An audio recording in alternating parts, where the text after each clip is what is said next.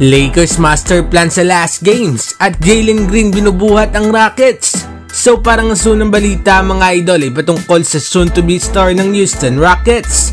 Si Jalen Green nga isang former number 2 pick noong 2021 NBA draft at may mga fans nga na nagsasabi na inconsistent nga daw itong si Jalen Green.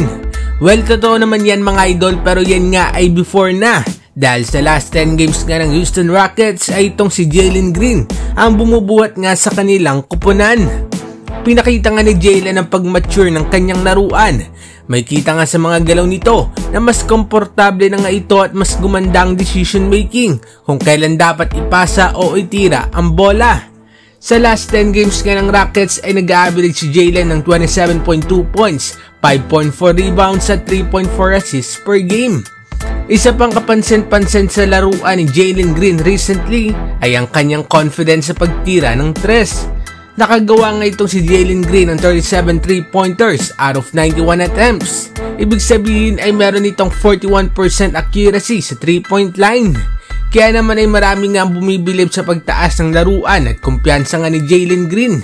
Ano masasabi ninyo dito mga idol? Magtuloy-tuloy kaya ang ganitong laruan ni Jalen Green?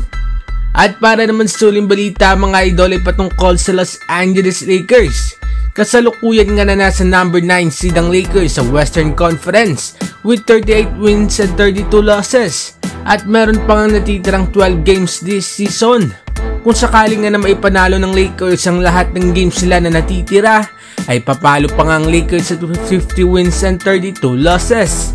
Pero may mga mabibigat pang ang koponan na makakatapat itong Lakers tulad ng Bucks, Pacers, Warriors, Timberwolves at Pelicans.